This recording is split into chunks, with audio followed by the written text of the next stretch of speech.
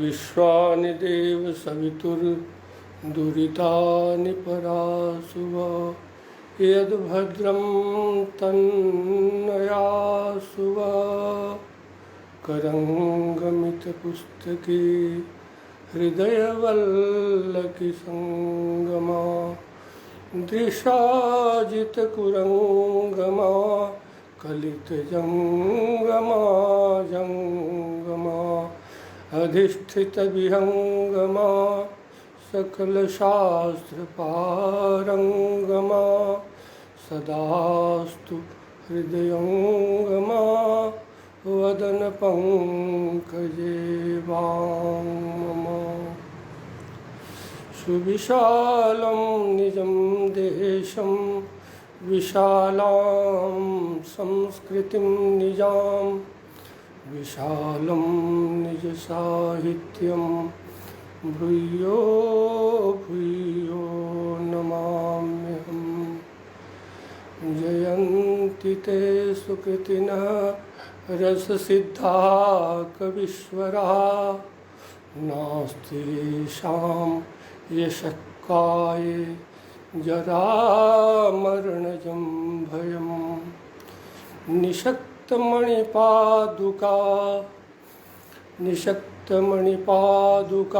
नियमितौघकोलाहलं सुरत्किशलयारुणं नखसमुल्लसच्चन्द्रकं परामृतसरोवरोदितसरोज सदरोचिषं भजामि शिरसि स्थितं गुरुपदारविन्दद्वयं भजामि शिरसि स्थितं गुरुपदारविन्दद्वयम्। आज संस्कृत सौरजम के संचालक हमारे प्रिय विद्यार्थी डॉक्टर राजकुमार जी ने मेरे अत्यंत पूज्य श्रद्धेय और अनुकरणीय गुरुवर महामहोपाध्याय सनातन कवि आचार्य रेवा प्रसाद द्विवेदी जी के शिव सायुज्य प्राप्त करने के पश्चात उनके प्रति श्रद्धांजलि कार्यक्रम का आयोजन किया है, जिसमें मुझे कुछ कहने के लिए उन्होंने निर्देश दिया है। मैं गुरुवर आचार्य द्विवेदी जी के विषय में क्या कहूँ, कहने के लिए तो उनका संपूर्ण व्यक्तित्व, उनका संपूर्ण कृतित्व अनेक मनीषी विद्वानों के द्वारा यदि बहुत काल पर्यंत भी उसके विषय में कहा जाए तो कम ही होगा, लेकिन मैं इतना अवश्य कहूँगा कि वे वस्तुतः वर्तमान युग में संपूर्ण संस्कृत वाङ्मय के समस्त विधाओं के वो पुरोधा विद्वान एवं कवि थे। कोई भी ऐसा पक्ष नहीं है जो उनके द्वारा स्पृष्ट न हो, चाहे वो अलंकार शास्त्र हो, साहित्य हो, कवित्व हो, अर्थात संपूर्ण रूप से यह यदि कहें कि माँ सरस्वती के ऐसे वरद पुत्र थे जो उनके दोनों वक्षस्थल को भरपूर पयः पान किया था। क्योंकि उसके बिना संभव नहीं है कि इतना प्रकर्ष पर पांडित्य और कवित्व दोनों प्रतिष्ठित हो सके। वर्तमान समय में मुझे तो ऐसा प्रतीत होता है कि वे संपूर्ण भारतवर्ष में ही नहीं अपितु विश्व में उनसे बड़ा कोई संस्कृत वाङ्मय के विविध पक्षों का गहन अध्येता, चिंतक, मनीषी, विद्वान नहीं है। ऐसे परम श्रद्धेय गुरुवर महामहोपाध्याय सनातन कवि आचार्य रेवा प्रसाद द्विवेदी जी के यशक काय शरीर तो वर्तमान में भी विद्यमान है और विभिन्न रूपों में दृष्टिगत भी हो रहा है, चाहे वे अपने आत्मज पुत्र के रूप में दिखाई दें या शिष्यों के रूप में दिखाई दें, वे हैं वर्तमान में भी, वो पार्थिव शरीर से भी विद्यमान हैं। उनके प्रति मैं श्रद्धा सुमन अर्पित करते हुए मैं उनके विषय में ज़्यादा क्या कहूँ, लेकिन जैसा कि अभी हमने पद्य जो बोला कि जयंति ते सुकृतिनः रस सिद्धा कवीश्वरा नास्ति येषां यशक्काय जरा मरणजम भयम। तो मुझे ऐसा प्रतीत होता है कि जो परमात्मा का स्वरूप है, रसो वही सह, रस रूप ही वह परमात्मा है, ईश्वर है। संपूर्ण संवेदनाओं का जो पूंजीभूत स्वरूप है वही परमात्मा का स्वरूप है, और जहाँ समस्त संवेदनाएं हैं वहीं समस्त सद्गुण होते हैं। ऐसे रसस्वरूप परब्रह्म जो ईश्वर है, और साहित्य में जो नवरस है, रस सिद्ध जब हम कहते हैं तो रसों में जो सिद्ध हो और जो रसों को सिद्ध कर लिया हो, ऐसे अर्थात जो परब्रह्म को जो है वो प्राप्त कर लिया हो। सिद्धे शब्दार्थ संबंधे महर्षि पतंजलि ने महाभाष्य में सिद्धे शब्दार्थ संबंधे का सिद्ध शब्द का अर्थ करते हुए नित्य भी कहा है। नित्य भी उसका अर्थ होता है, और सिद्ध शब्द वहाँ मंगलार्थक है। सिद्ध अर्थात जो शाश्वत कालीन हो, जैसा कि उनके नाम के साथ जुड़ा हुआ है सनातन कवि। कोई परिश्रम पूर्वक अध्यवसाय के साथ कवि बनता है, पंडित बनता है, लेकिन ऐसा प्रतीत होता है कि वे सहज रूप में कवित्व और पांडित्य दोनों के वो प्रत्यक्ष विग्रह थे। और वो कैसे पांडित्य और कवित्व दोनों उन्होंने प्राप्त किया, तो इस अवसर पर एक पद्य का स्मरण करना मैं चाहता हूँ कि सरस्वती मातुरभुच्चिरम नयः कवित्व पांडित्य घनस्तनंदयः कथम स सर्वांगमनाप्त सौष्ठवो दिनादिनम प्रौढ़ि विशेषमश्नुते। उनकी जो प्रौढ़ि थी, उनका जो पांडित्य का प्रकर्ष था और कवित्व में जो लालित्य था, सहजता थी, वो सामान्य रूप से नहीं, उनकी एक तपस्साधना का यह परिणाम था।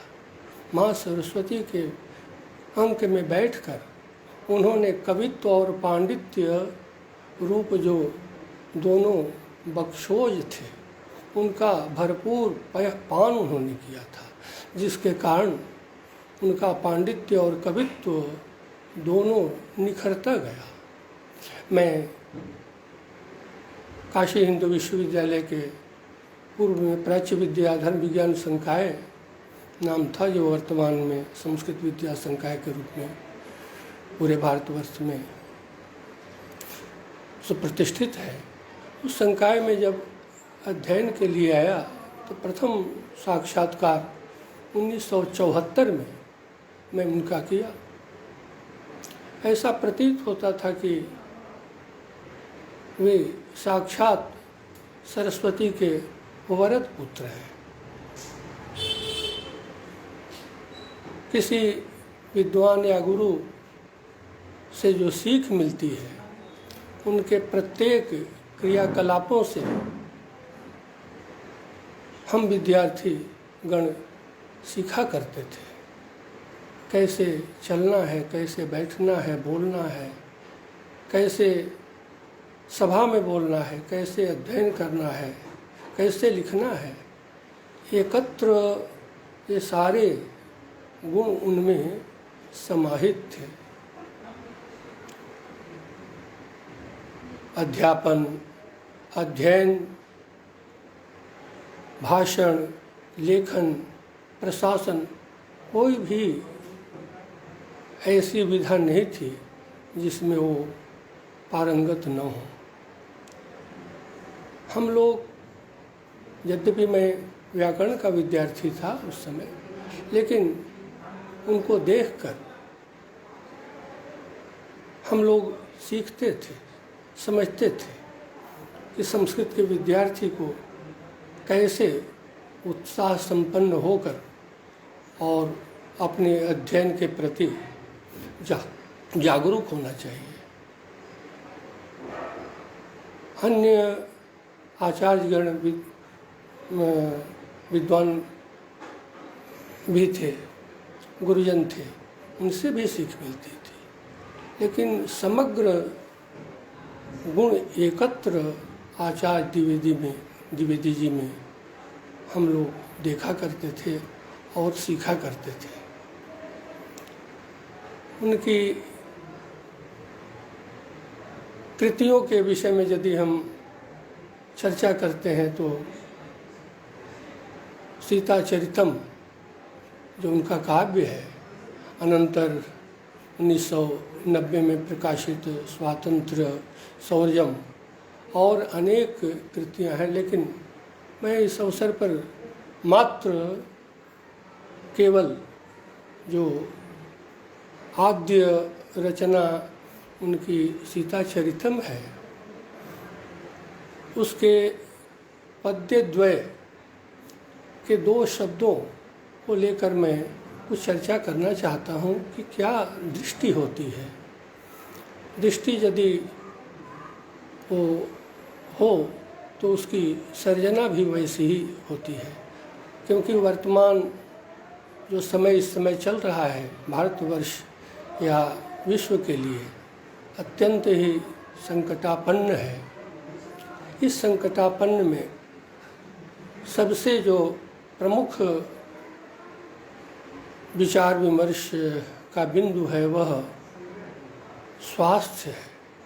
स्व में स्थित जो स्वस्थ है व्यक्ति, उसके भाव को स्वास्थ्य कहते हैं, जिसकी चर्चा सीता चरितम में कवि ने 5वें सर्ग के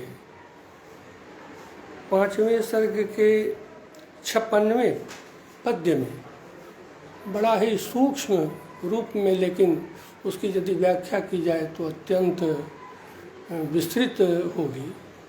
जयति ही निज राष्ट्र स्वास्थ्य में वार्ष दृष्टौ, उन्होंने लिखा जयति ही निज राष्ट्र स्वास्थ्य में वार्ष दृष्टौ।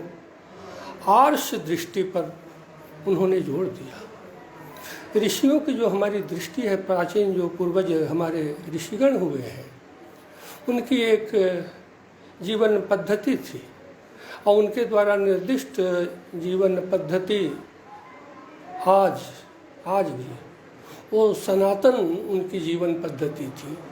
इसलिए सनातन कवि सीता चरितम काव्य के 5वें सर्ग के 56वें पद्य में ये कहते हैं कि आर्ष दृष्टि होने पर ही, रहने पर ही, ऋषियों की दृष्टि, पूर्वजों की अपनी जो जीवन पद्धति है, जीवन शैली है, बहुत कुछ उन्होंने एक पंक्ति में ही कह दिया।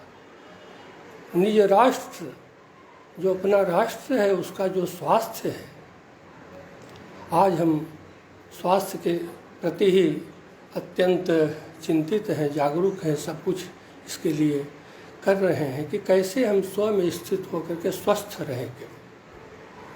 हम इतने बहिर्मुख हो गए थे, हम सुख सुविधाओं के जंजाल में इतने जकड़ गए थे कि प्रकृति कोई बर्दाश्त नहीं हुई।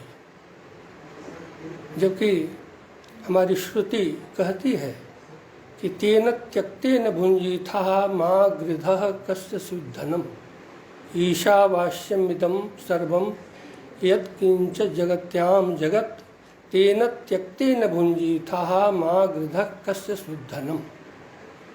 संपूर्ण भोग पदार्थ हैं, लेकिन उनका उपयोग, उनका उपभोग उतनी ही मात्रा में आवश्यक ऋषियों ने बताया, जिससे हम स्वस्थ रहें, स्व में स्थित रहें। संपूर्ण विश्व मानव आज स्वास्थ्य के लिए ही चिंतित है और समग्र संसाधन इसके लिए जुटाए जा रहे हैं। सीता चरितम काव्य में सनातन कवि आचार्य देवा प्रसाद द्विवेदी जी ने कहा कि आर्ष दृष्टि रहने पर ही, होने पर ही, पूर्वजों के द्वारा जो सुझाए गए हमारे जो मार्ग हैं उन पर चलकर ही अपने राष्ट्र का जो स्वास्थ्य है, राष्ट्र के जो लोग हैं, समस्त भारतीय जो जनमानस है वो उसकी जयकारा हो सकता है। उसके बिना जो है हम सब कुछ से युक्त हो करके भी, समस्त साधनों से समृद्ध हो करके भी हम सुखी या शांत नहीं रह सकते हैं। ये उनका उस काव्य में उस समय दृष्टि थी, जो आज भी वैसे ही प्रासंगिक और सामयिक है। क्योंकि ऋषि की जो दृष्टि होती है वो कबीर मनीषी परिथ स्वयं भूर्याता तथ्यतोर्थान वेदधात शाश्वतीभ्य समाभ्य। वो शाश्वतिक दृष्टि होती है, सार्वकालिक होती है, सार्वभौमिक होती है, सार्वलौकिक होती है, किसी देश विशेष के लिए नहीं, अपितु वो सार्वभौमिक पूरे विश्व में। आज संपूर्ण मानव यह अनुभव कर रहा है कि हम कैसे अपने में स्वस्थ स्थित रहें, कैसे हमारा स्वास्थ्य ठीक रहे। स्वस्थ हम रहेंगे तभी हम समृद्धि का, संपत्ति का आनंद ले सकते हैं। स्वस्थ रहें, फिर सुरक्षित रहें, फिर हम शिक्षित हों, समृद्ध हों। ये समस्त कामनाएं बाद में आती हैं। सबसे पहले जो है जान है तो जहान है। संपूर्ण जगत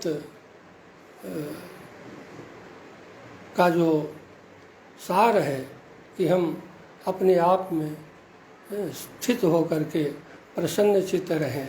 लेकिन आज पूरा विश्व मानव अपने क्रियाकलापों के माध्यम से अपने को ऐसी राह पर खड़ा कर दिया है जिसमें व्यग्रता, बेचैनी और भोग के प्रति अत्यधिक लालसा, लोलुपता बढ़ती हुई दिखाई दे रही है।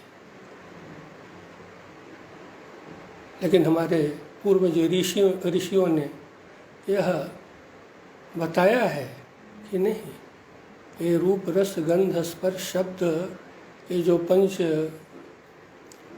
विषय हैं, ये पांचों विषय आज भी वैसे ही विद्यमान हैं जैसे पहले थे। इनको संतुलित मात्रा में ही हम भोग करते हुए, उपयोग करते हुए स्वस्थ रह सकते हैं।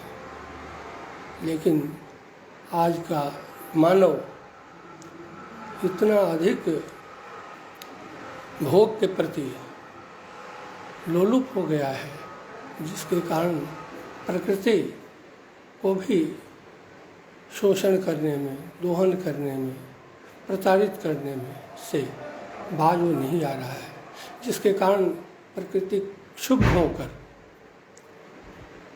और कुछ नहीं कर रही प्रकृति, मात्र केवल वह रुष्ट है।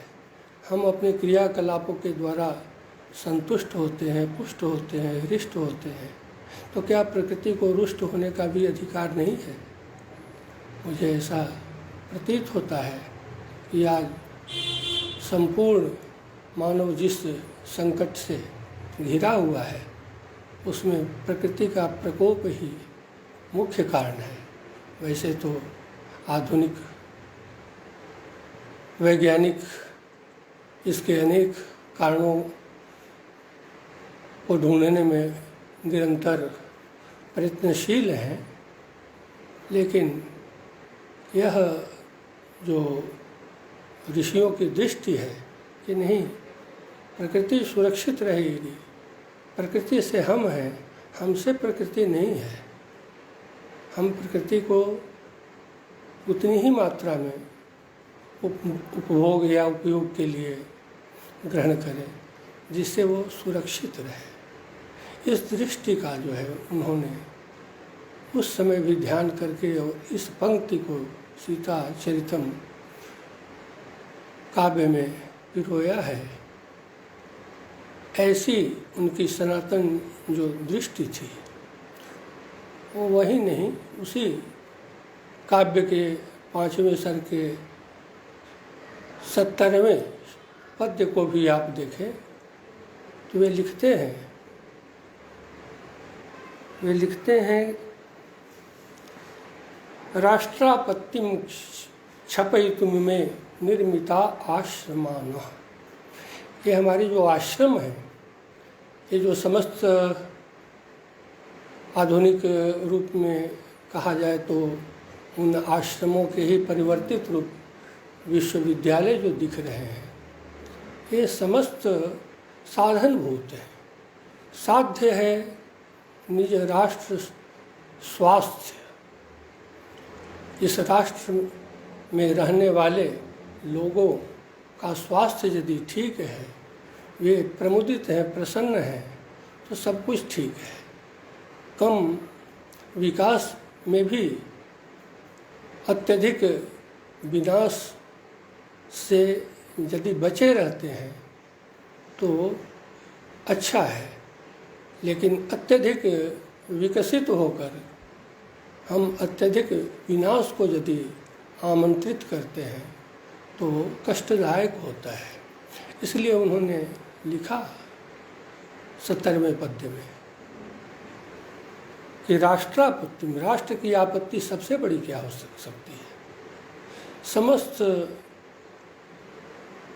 मानव वर्तमान में, न केवल भारतवर्ष के अपितु विश्व समुदाय इस समय अत्यंत पीड़ित और चिंतित है। यह जो वैश्विक महामारी कोविड का जो संकट है, कैसे शांत हो, कैसे दूर हो। और राष्ट्र की आपत्ति दूर करने के लिए उन्होंने राष्ट्रापत्तिम क्षमयितुमिमे इमे आश्रमः कथम निर्मिता, कस्मै प्रयोजनाय निर्मिता। तो कहा कि नहीं, राष्ट्रापत्तिम क्षमयितुम इमे आश्रमः निर्मिताः वर्तन्ते। आश्रमन्तात् श्रमाः भवन्ति यत्र। आश्रम में समस्त प्रकार के श्रम, उद्योग, आयास सिखाए जाते थे। उन्हीं आश्रमों का जो वर्तमान में परिवर्तित रूप है विश्वविद्यालय है। विश्वविद्यालय की शिक्षा के माध्यम से हम विद्यार्थियों के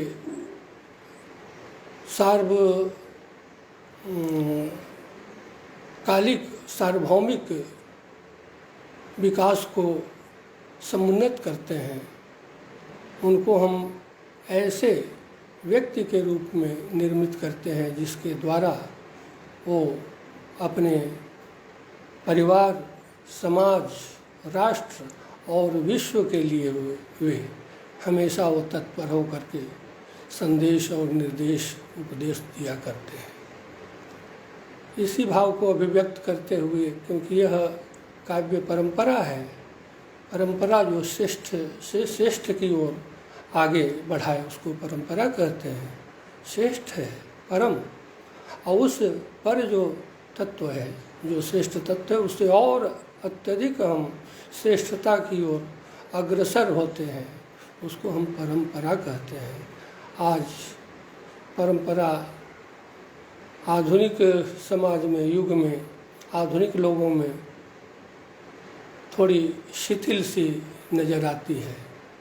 आधुनिकता तो बढ़ गई, लेकिन परंपरा शिथिल दिख रही है, जिसके कारण इस प्रकार के प्रकोप के भाजन हम बन रहे हैं।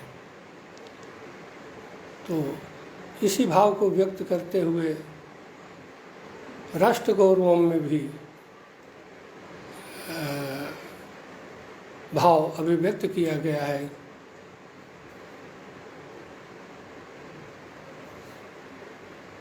मानवान् शिक्षयन्तो गुणैर्भूषिता विश्वविद्यालया यत्र संस्कुर्वते आश्रमाः शिक्षयन्ति स्वधर्मे रतान् तद्धि राष्ट्रम तपः पूतमादिप्यते। ये हमारा राष्ट्र सामान्य नहीं है।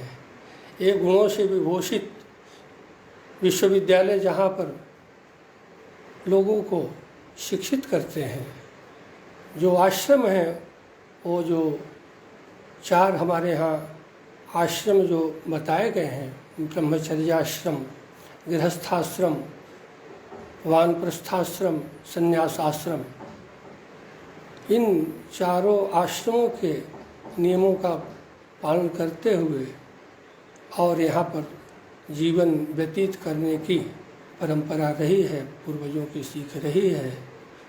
उसमें भी 4 आश्रमों में यदि विचार करके देखा जाए, उन आश्रमों का संक्षेपीकरण किया जाए, तो ऐसा प्रतीत होता है कि वस्तुतः 2 आश्रम ही मुख्य हैं, एक गृहस्थाश्रम और एक संन्यासाश्रम। गृहस्थाश्रम की प्रतिपूर्ति के लिए, उसका सम्यक रूप से परिपालन करने के लिए ब्रह्मचर्याश्रम है। ब्रह्मचर्याश्रम के माध्यम से हम वो समस्त गुणों को आत्मसात करते हैं, हृदयंगम करते हैं, जिसके माध्यम से हम गृहस्थाश्रम को ठीक से व्यतीत करते हैं। ठीक उसी प्रकार से वानप्रस्थाश्रम, संन्यासाश्रम में जाने के लिए वो तैयारी करने का मार्ग है। हमारे पूर्वजों ने जो पथ प्रदर्शित किया है, उनसे अलग हटने का ही इस प्रकार का जो है दुष्परिणाम हमारे सामने आ रहा है। हम अपने पूर्वजों के प्रति, पूर्वज ऋषियों के द्वारा जो निर्दिष्ट मार्ग हैं, क्योंकि कहा कि महाजनों ये नगत सपन था, अनेक मार्ग हैं, लेकिन उन मार्गों में कौन सा ऐसा मार्ग है जो हम लोगों के लिए, समस्त मानव के लिए सुगम और सुखद हो, उसको हमारे जो श्रेष्ठ जन हैं, जो हमारे गुरुजन हैं, पूर्वज हैं, गुरु हों, पिता माता हों, वे बता देते थे और उन मार्गों पर चलकर हम अपने प्रेय और श्रेय दोनों लक्ष्यों को प्राप्त करते हुए अपने जीवन को सार्थक और सफल बनाते थे। वर्तमान युग में ऐसा अनुभव हो रहा है कि उस मार्ग से थोड़े हम हट गए हैं, जिसके कारण इस प्रकार के कष्ट पा रहे हैं। श्रीमद् भगवद गीता में स्पष्ट रूप से बड़े ही सरल शब्दों में यह बता दिया गया है योगेश्वर श्री कृष्ण के द्वारा कि देखो भाई, ब्रह्मा की सृष्टि जब हुई तो प्रजाओं की सृष्टि और यज्ञों की सृष्टि एक साथ जो है उन्होंने की। क्रमशः दोनों को नहीं किया, अपितु एक साथ सहयज्ञः प्रजाः सृष्ट्वा पुरोवाच प्रजापति अनेन प्रसविष्यद् मे तुष्ट कामधुक्। प्रजाओं की सृष्टि और यज्ञों की सृष्टि। तो प्रजा के माध्यम से यज्ञ का आधान लगभग 2.5 दशक पूर्व तक ज़्यादा दृष्टिगोचर होते थे, लेकिन वर्तमान समय में प्रजाओं की कामनाओं की पूर्ति के लिए तो अनेक संसाधन विकसित हो रहे हैं, निर्मित हो रहे हैं, उपयोग में उपभोग में लाए जा रहे हैं, लेकिन यज्ञों के प्रति वैसी अभिरुचि, वैसी निष्ठा वर्तमान में नहीं देखी जा रही है। पहले घर घर योग यज्ञशाला हुआ करती थी। प्रत्येक घर में, चाहे वो गरीब हो चाहे अमीर हो, पढ़ा हो अथवा जो है वो कम पढ़ा हो, सभी लोग इसके प्रति जो है जागरूक थे। लेकिन वर्तमान में यज्ञों से हम अलग हो गए हैं। हम अपने भोगों की पूर्ति के लिए अनेक प्रकार के भौतिक संसाधनों से ऐसे घिर गए हैं कि उसमें यज्ञ का नामो निशान नहीं रह गया है। यदि कथनचित कहीं कहीं यज्ञानुष्ठान हो भी रहे हैं तो उसमें लोकेशना अर्थात प्रदर्शन का प्राबल्य है। प्रदर्शनार्थ हम यज्ञ का आयोजन करते हैं, लोकेशना है, प्रसिद्धि के लिए हम करते हैं। लेकिन पहले यज्ञ का अनुष्ठान प्रदर्शन के लिए नहीं हुआ करता था। प्रत्येक यज्ञ में यथाशक्ति यथामति यज्ञ का आयोजन होता था। थोड़ी सी भोग सामग्रियों के माध्यम से भी सभी लोग स्वस्थ एवं सुख शांति पूर्वक रहा करते थे। आज विज्ञान के इस युग में हम जब वैज्ञानिक संसाधनों का उपयोग करते हैं तो उसमें, क्योंकि विज्ञान का मतलब ही है कि विशिष्ट ज्ञान, जो ज्ञान है उसका यदि हम साक्षात अनुभव करने लगते हैं आविष्कार के माध्यम से, तो ज्ञान ही विज्ञान कहलाता है। वह ज्ञान विविध प्रकार का भी होता है, अलग अलग स्वरूप में भी होता है, लेकिन साथ ही उस विज्ञान का, क्योंकि विज्ञान में जो उपसर्ग है उसका विपरीत भी अर्थ होता है। विपरीतम ज्ञानम विज्ञानम, विशिष्टम ज्ञानम विज्ञानम, विविधम ज्ञानम विज्ञानम, विभक्तं च ज्ञानम विज्ञानम। तो यह जो विज्ञान है वह वर्तमान में हमें विपरीत होकर कुछ और ही दे रहा है। अर्थात जो हम सुख चाहते हैं, शांति चाहते हैं, वो न दे करके और हमारी कामनाओं को इतना अधिक बढ़ा दिया है कि समग्र विश्व मानव आज उन्हीं के प्रति वो ज़्यादा जो है वो जागरूक या तत्पर दिखाई दे रहा है। लेकिन हमारे ऋषियों ने, हमारे पूर्वजों ने बताया कि नहीं, भोगा न भुक्ता वयमेव भुक्ता। आदि शंकराचार्य का ये कथन सत्य प्रतीत होता है कि भोग तो यथावत आज भी वैसे ही है। रूप रस गंध स्पर्श शब्द की कोई कमी नहीं है, लेकिन इसके भोग करने वाले लोग जो है चले जाते हैं। रह कौन जाता है? जिसका यशस् शरीर जो स्थित है।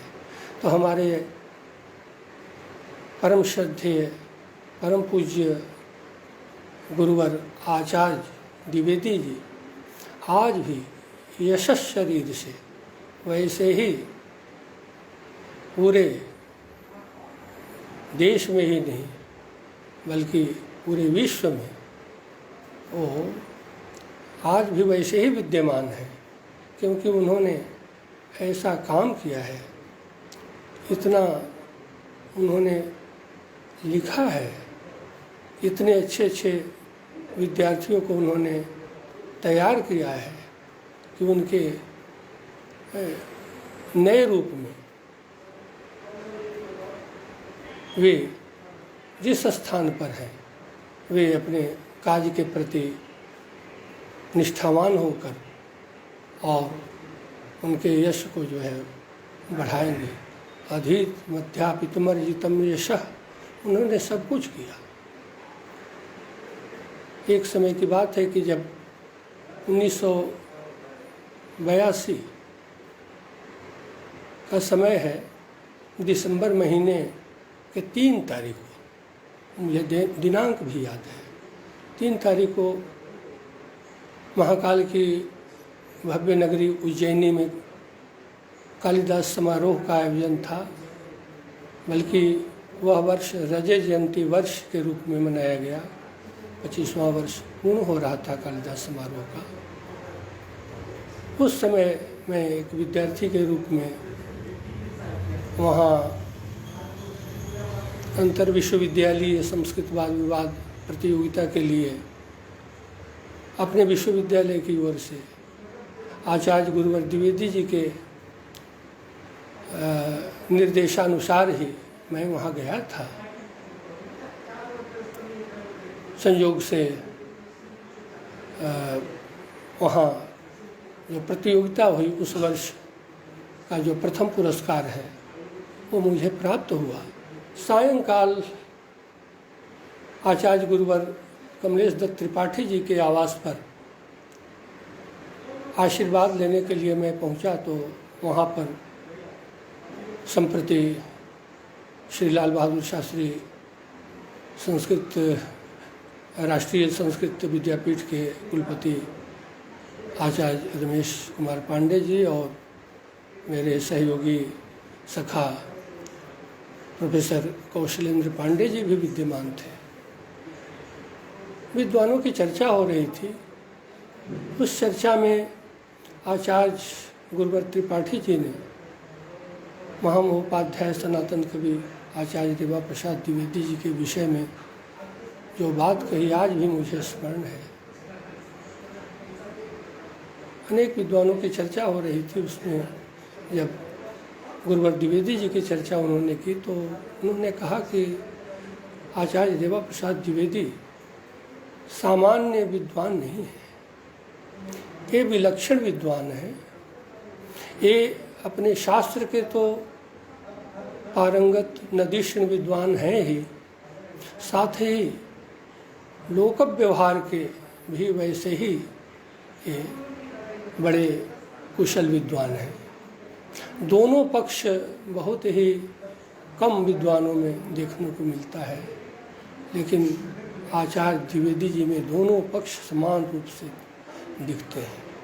ठीक उसी प्रकार से पांडित्य और कवित्व में उच्चावच स्वरूप में अन्य विद्वान में दिखाई पड़ते हैं, लेकिन गुरुवर आचार्य द्विवेदी जी में पांडित्य भी उसी प्रकार से जो है प्रतिष्ठित था जिस प्रकार से कवित्व।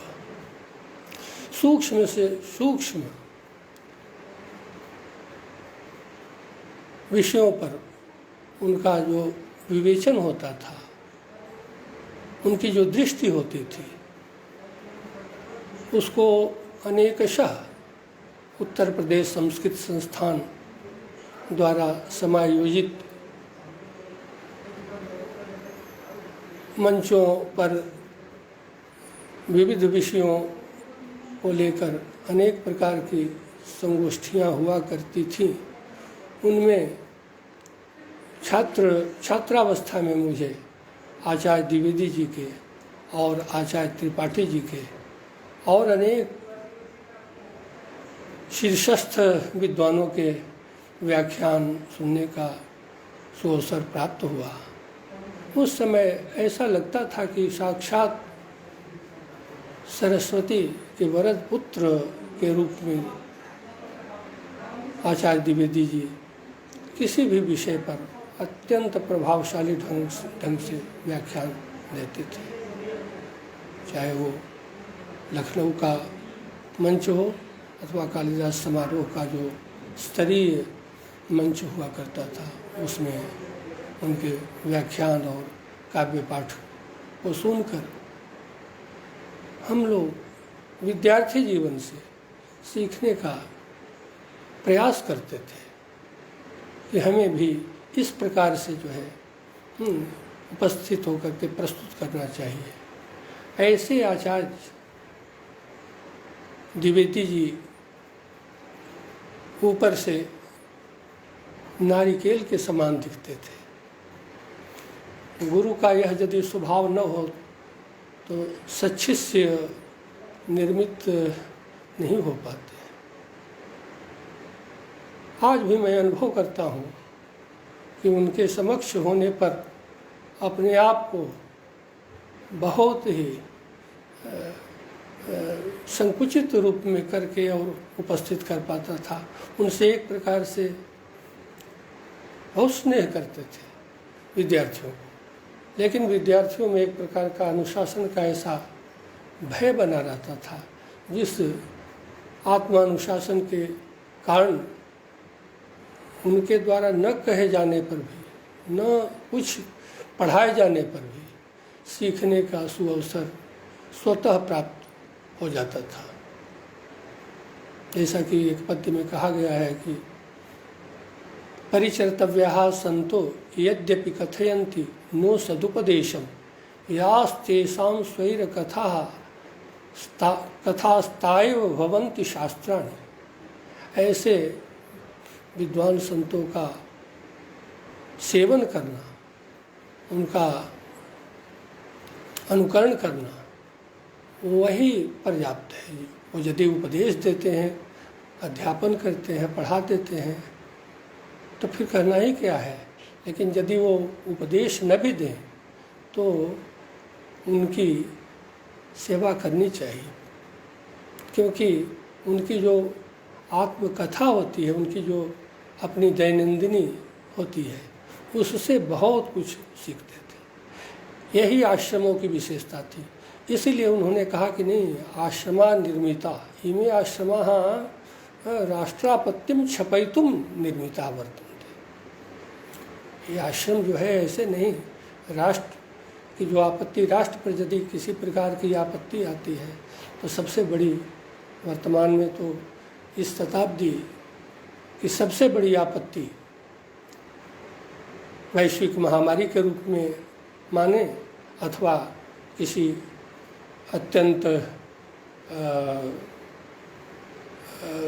प्रभावशाली और सशक्त देश की जो कुदृष्टि है वो इस समय पड़ रही है, उस रूप में माने।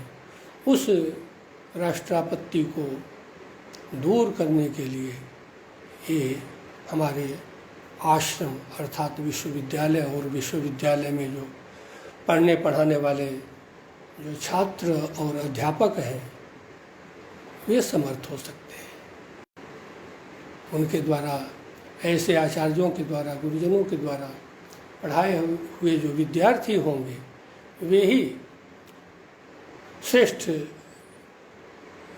चरित्र से विभूषित होकर और अपने राष्ट्र की आपत्ति को दूर करने में समर्थ हो सकेंगे।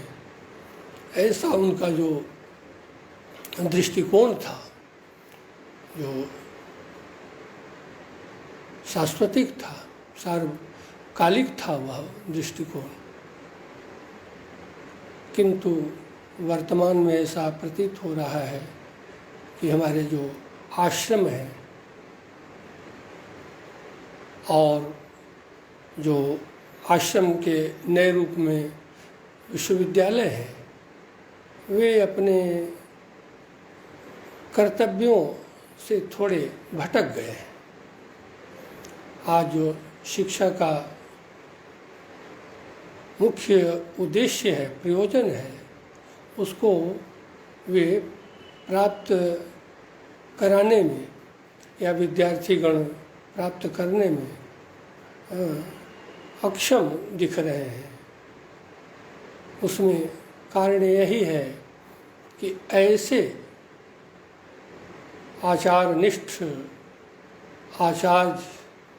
आचार्यों का न होना, आचार्यों के द्वारा विद्यार्थियों को निर्देश, उपदेश, संदेश न देना भी कारण है। आचार्य महामहोपाध्याय रेवा प्रसाद द्विवेदी इस वर्तमान शताब्दी के ऐसे उज्जवल नक्षत्र के रूप में विद्यमान थे, अविद्यमान रहेंगे। उनके द्वारा जो रचित ग्रंथ हैं, उनसे हमेशा संपूर्ण संस्कृत परिवार लाभान्वित होता रहेगा और उनका स्मरण इन ग्रंथों के माध्यम से हमेशा करता रहेगा, ऐसा मेरा पूरा विश्वास है। उनका यशः काय शरीर वर्तमान में भी हम लोगों को शिक्षित करता रहेगा।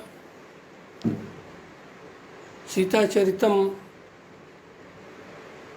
के बाद लगभग 2 वर्ष में ही मुझे स्वातंत्र्य सौर्जम के प्रति उन्होंने स्वयं अपने हाथ से बड़े ही स्नेहपूर्वक दिया और उसमें एक पद्य निर्मित है। आज वो पद्य भी मुझे स्मरण हो रहा है। मेरे व्याकरण के गुरुवर आचार्य रामाधीन चतुर्वेदी जी थे, तो उन्होंने लिखा रामाधीन शिष्यायो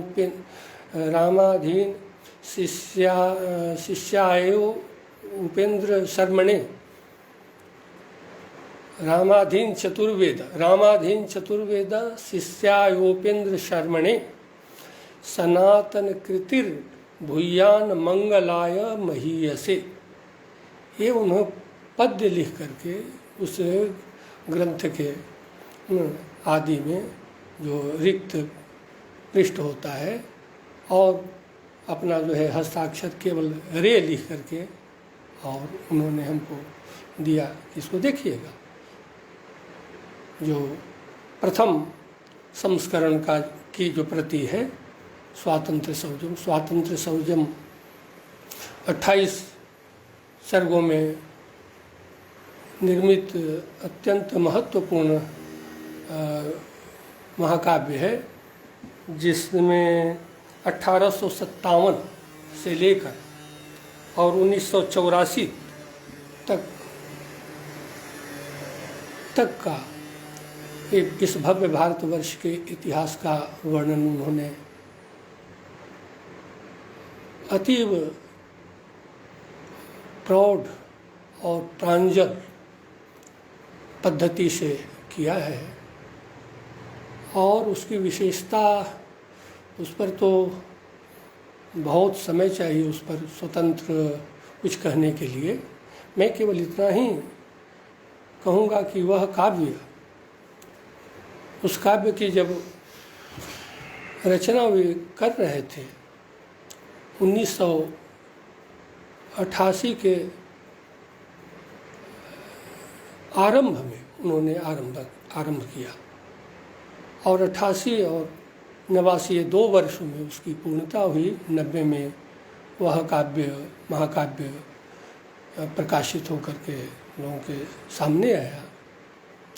28 सर्गों में जो विभिन्न छंदों में जो वह काव्य निर्मित है, उसको देखने से ऐसा प्रतीत होता है कि क्या पांडित्य का प्रकर्ष उनमें रहा और कवित्व कैसा रहा। ये दोनों का जो मणिकांचन योग देखना हो तो स्वातंत्र्य संभवम में एकत्र दिखाई देता है। जो वर्णन पद्धति है वो अत्यंत स्तरीय है। सामान्य संस्कृत के माध्यम से भी बात कही जा सकती है, लेकिन वैदुष्यपूर्ण प्रांजल भाषा में समस्त प्रसंगों को आत्मसात कर हृदयंगम कर उन्होंने लेखनी के माध्यम से जो काव्यात्मक शैली में वर्णन किया है वह अनुपमेय है। वो पथ प्रदर्शक है परवर्ती लोगों के लिए भी। उससे प्रेरणा मिलती है संस्कृत जगत के समस्त लोगों को। और प्रतिदिन विशेषता यह है कि प्रतिदिन जितने पद्यों की वे रचना करते थे उस दिन का उस काव्य में दिनांक अंकित है।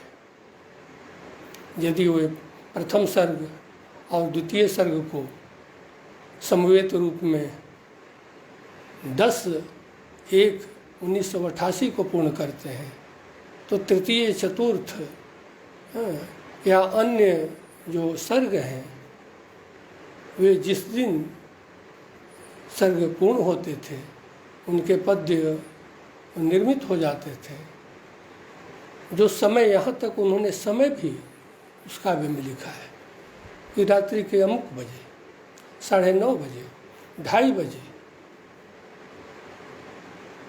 अद्भुत अद्भुत शैली थी, जीवन शैली या अध्यापन शैली, व्याख्यान शैली, प्रशासन शैली। अपने समय में जब संकाय प्रमुख के रूप में वे प्राच्य विद्या धर्म विज्ञान संकाय में कार्यरत थे, उन्हीं के समय में प्राच्य विद्या धर्म विज्ञान संकाय का नाम परिवर्तित होकर संस्कृत विद्या धर्म विज्ञान संकाय हुआ। और अनेक परिवर्तन, जैसा कि परिवर्तन वर्तमान में माननीय प्रधानमंत्री श्री नरेंद्र मोदी जी कर रहे हैं, वैसे ही अनेक परिवर्तन कर उन्होंने संस्कृत विद्या को प्रतिष्ठा दिलाई। संस्कृतज्ञों को सभी लोगों के बीच में आदर सम्मान दिलवाया। संस्कृत विद्यार्थियों को अन्य विद्यार्थियों से श्रेष्ठ मानने के लिए उन्होंने अनेक प्रयत्न किए। प्रशासन हो या लेखन हो या भाषण हो, और कठिनाइयों के होने पर भी ये हमने देखा कि विघ्ने ही पुनः पुनरपि प्रतिहन्यमाना प्रारभ्य चोत्तम जना न परित्यजन्ति।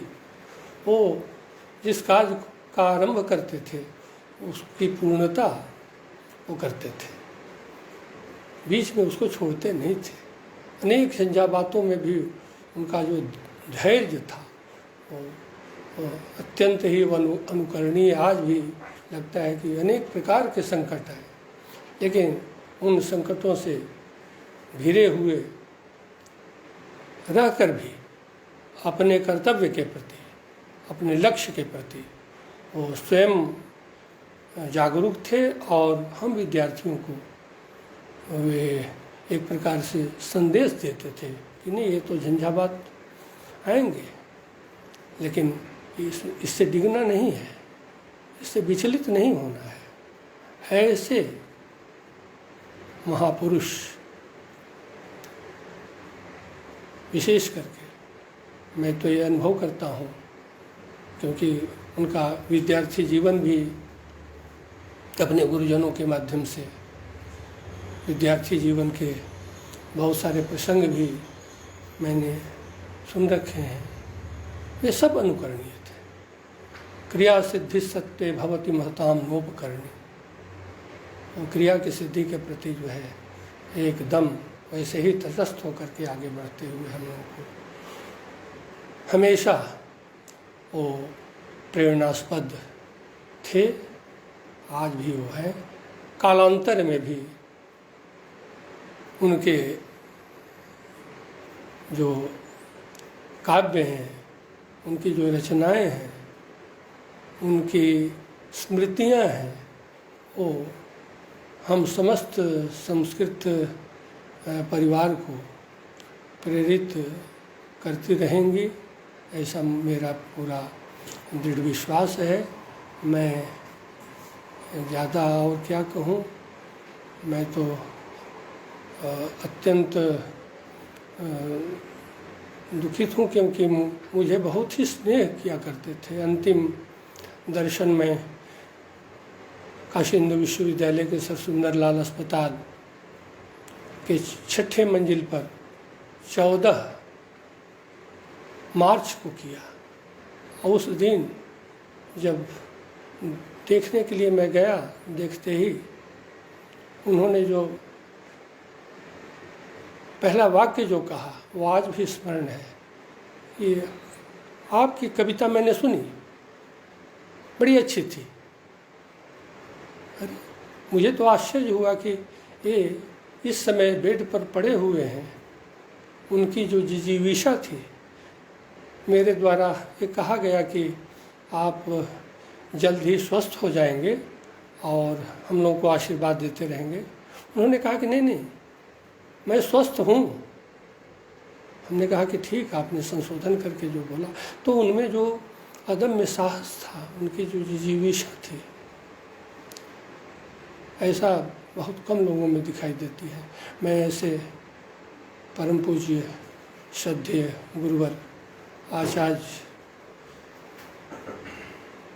की स्मृतियों को हृदय से याद करते हुए उनके प्रति सर्वतोभावेन में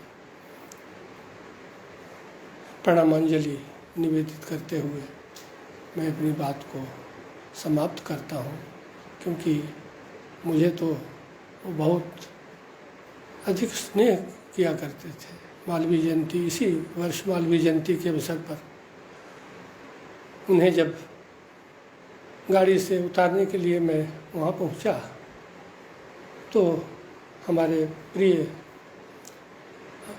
भाई प्रोफेसर सदाशिव कुमार द्विवेदी जी ने कहा कि पद के साथ मेरे नाम का उच्चारण किया।